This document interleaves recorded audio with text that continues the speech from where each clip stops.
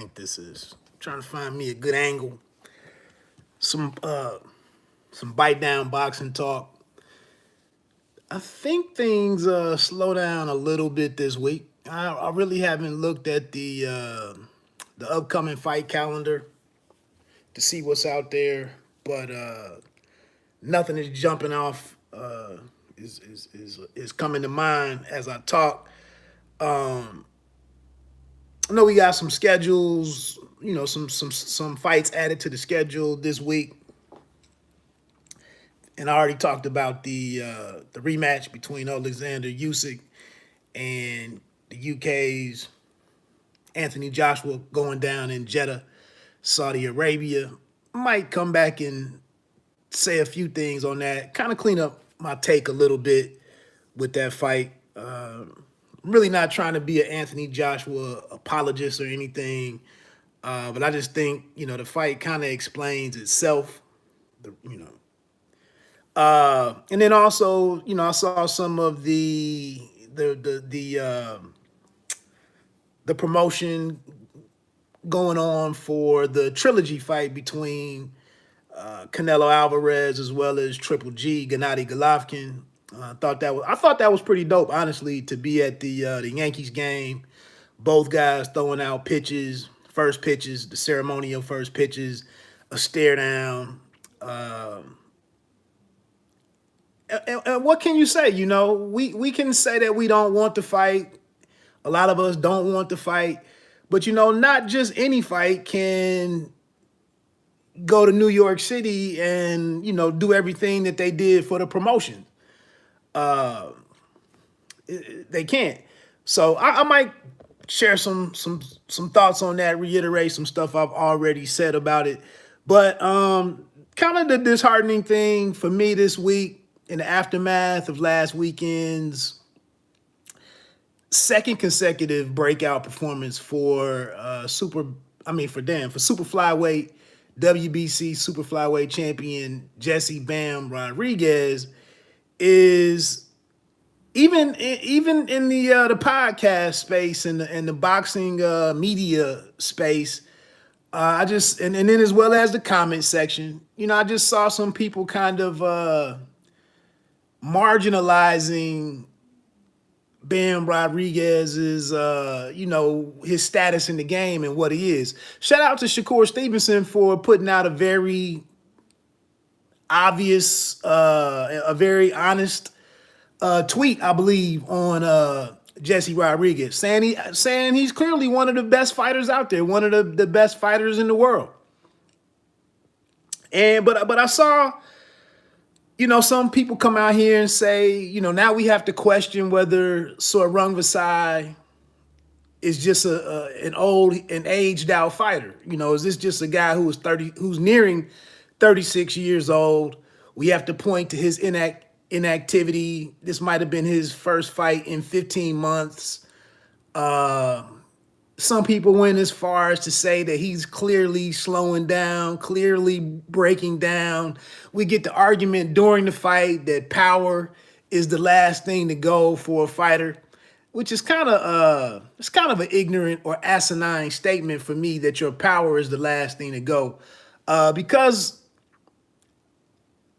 the mechanism to deliver the power, the setup to deliver the power, that takes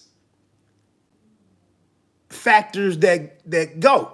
When it comes to your footwork, your explosiveness, your quickness, your speed, your reflexes, your anticipation, your mind processing information, a lot of other shit that is further upstream than the actual punch, all of that stuff goes. So it really doesn't matter if you still strong AF.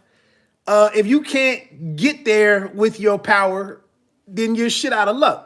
I don't think that needs to be explained. But I just don't see the need to really sit here and tear down Jesse Rodriguez. This is a kid who went up 2 weight divisions within a week's notice and went and fought a former world champion for the vacant WBC belt in Carlos Cuadras. Beat him up pretty good and looked pretty damn good against him. There was speculation of whether or not he would remain as super flyweight or whether he would go back down to one of the two divisions that he just came up. He said, nah, they go in and give him a homecoming fight and give him another former world champion, maybe two-time champion, a guy with some 55, 56 something fights and whatnot, regarded as the most lethal puncher in the division. And he washes him. No disrespect to Sor Rungvisai, but he absolutely dismantled and took apart, beat up Sor Rungvisai, stops him, and just was too much for the man.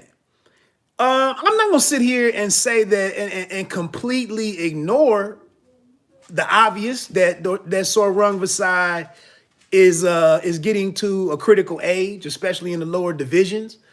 But by and large, the Sor Rungvisai that we saw is Sor Rungvisai. And the argument about inactivity, everybody is inactive right now. Everybody is inactive. Most anybody worth a grain of salt is damn near sitting down for 9 to 16, 18 months in between fights. If you get a bag, if you're one of the few fighters that can command a bag, you're damn near fighting every 9 to 15, 18 months.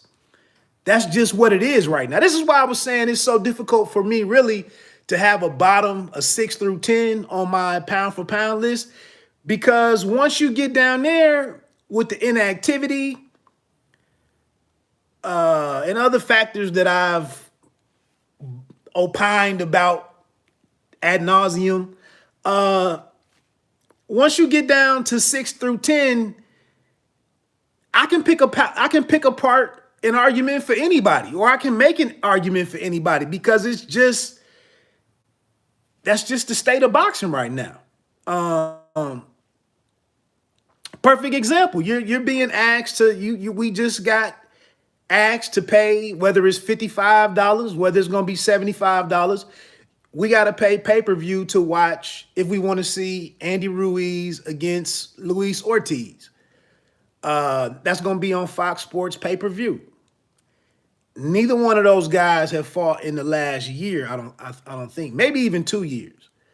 Neither one of these guys hold a title or any version of the heavyweight title, but they're sitting here putting this on pay-per-view. With what basis? I don't know. Probably chances are I'm probably not paying to watch it just because. But like I said, I just can't sit here and ruin the sport for myself and sit here and pick apart and parse up everything that these guys do. And nor can I go out here and get overly excited about some of this stuff and read too much into it. I'm okay. I was talking yesterday. I made a comment yesterday on Instagram with Canelo Alvarez questioning when he was asked if Ryan Garcia could beat Tank, which is a bullshit question in my opinion. And then I think on another video, Ryan Garcia was asked if who would win in September against Canelo and Triple G. You know what he said. But I said I'm okay with, because Canelo Alvarez said that he's not ready for that Garcia is not ready for Tank Davis. And I'm like, obviously, clearly, what is controversial about that? What is hating about that? I'm okay with being late to the party and watching a guy clearly demonstrate something before I hail them as being anything, or I come to my conclusion that this guy is XYZ. Now, I'm bullish on Jaron Ennis, but I kind of still, I wouldn't mind. I still would love to see him against Akeem Thurman. I'm very bullish on Bam Rodriguez right now. That's after seeing this man. That's after seeing the young man do what he did against Quadras, as well as double down on that or back that up with the performance that we saw against Sor Rungvisai. That's just how I see it.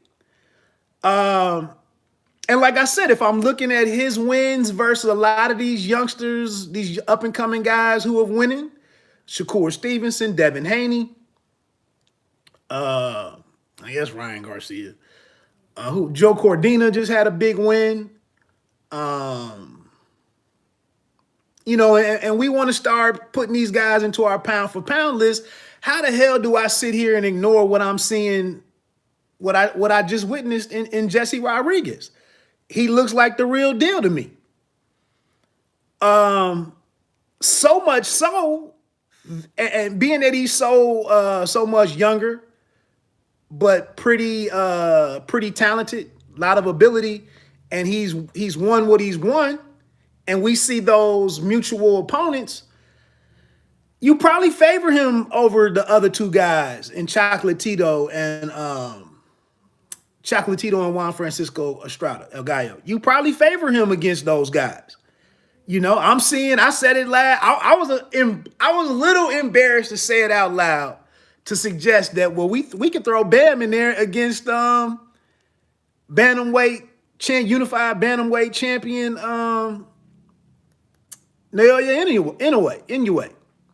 Like, damn, you can't put him in there with Inoue. But Inoue, who skipped over super flyweight, now with Mirojdon Akhmadaliev winning this past in the co-main event of Bam's fight. Now that looks like a great opportunity for a full unification between Akhmadaliev and Stephen Fulton. So no need for the monster to jump up to super bantamweight, 122 pounds. He can do the full unification, I believe, with what's his name, Paul Butler. I haven't seen Paul Butler, but he could do the full unification with him at 118 pounds. Or if they can make it work, conceivably we could see the monster against Bam Rodriguez. I don't think we need to rush to that.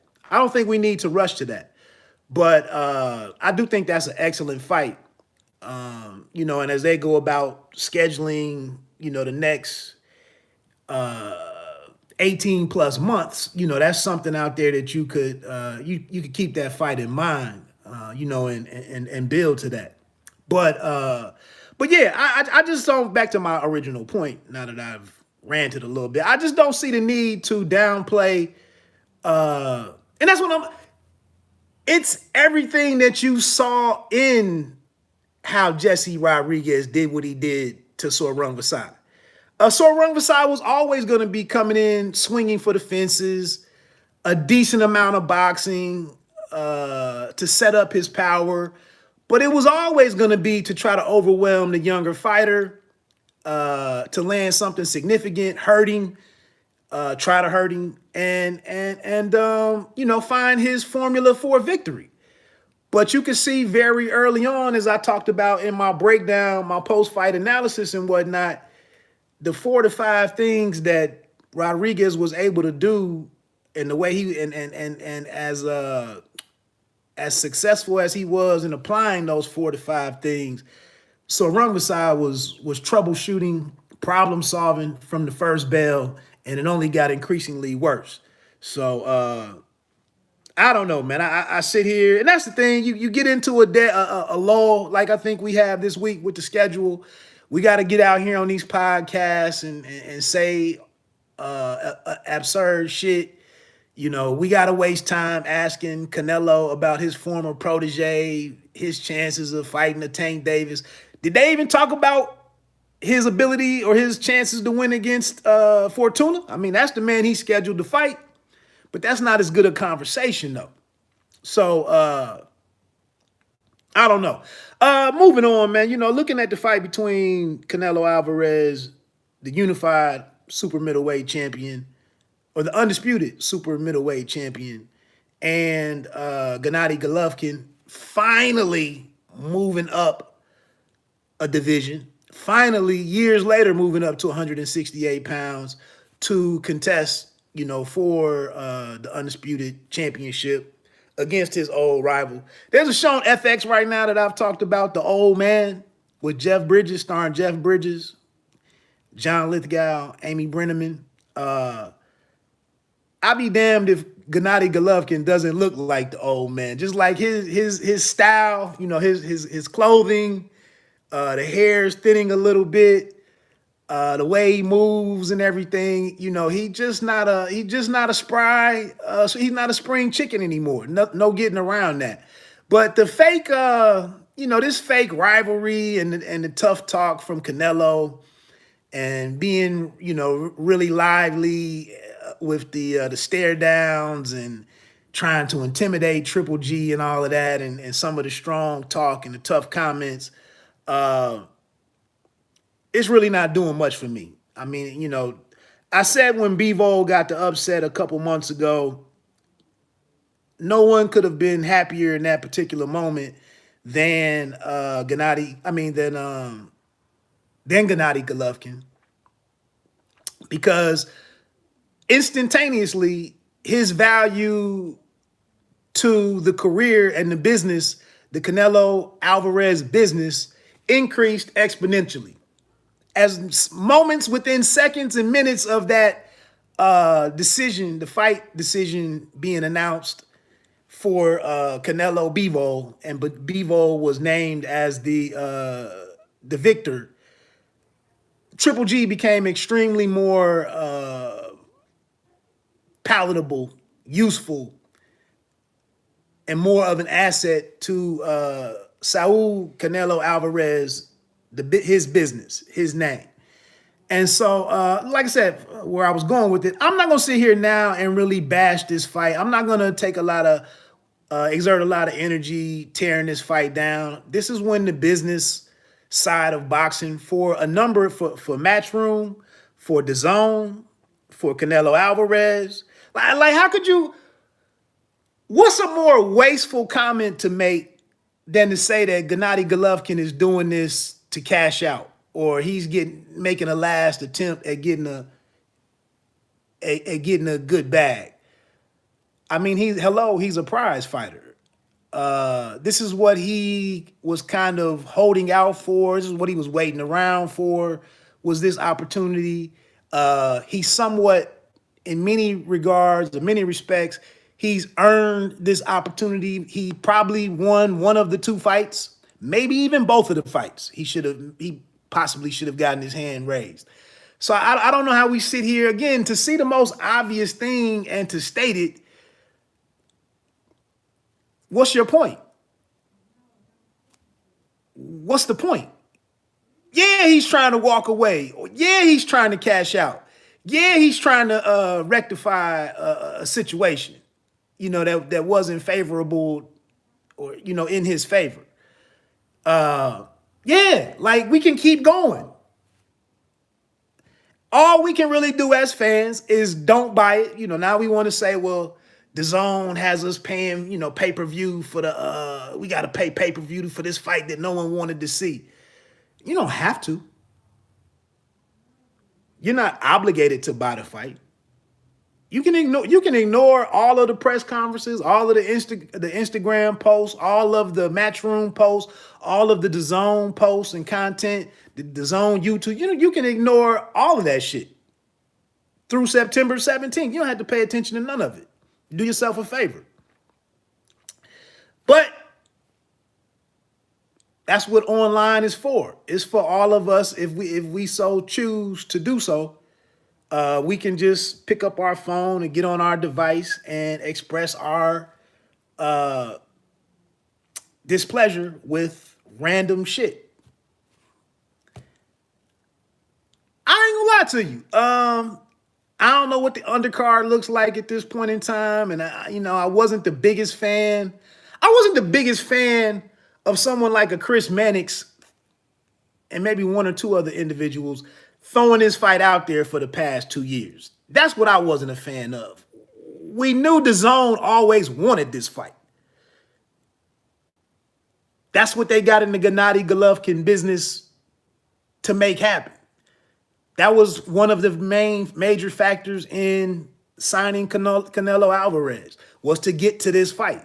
So I'm not going to sit here now with the same old energy sustained or maintained. So now I can come here and sit here with the same disgust. Like we were always heading here. And I'm not gonna lie, now that we're here, it's a possibility that I could check out the fight just because. It's this Hall of Famer dude that's gonna he's almost like it's almost like Carlito Brigante.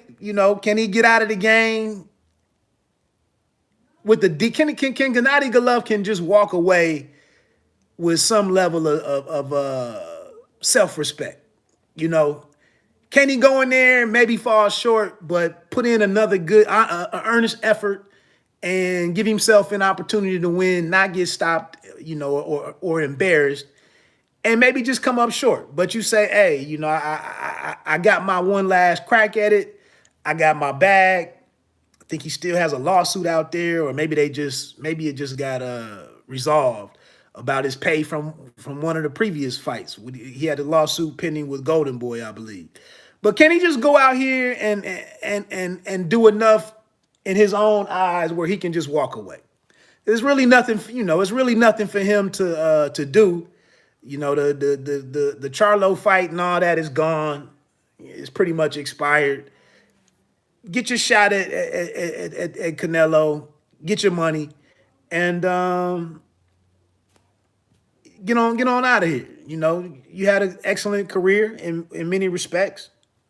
The Ward fight didn't happen. Neither one of the, won't fight Charlo. The Munguia fight was nixed by INSAC, I believe. So going, the two decisions against Canelo didn't go in his favor. And this is how it ends. So I'm cool with that. Anyway, man, let me get on off of here. That's the end of my lunch break. Bite down boxing. Don't let them count you out. Pay me no mind. Sports and entertainment. I should have talked about the Shining Girls, giving my Shining Girls review and got that out the way, to be honest. But let me get on off of here. Peace.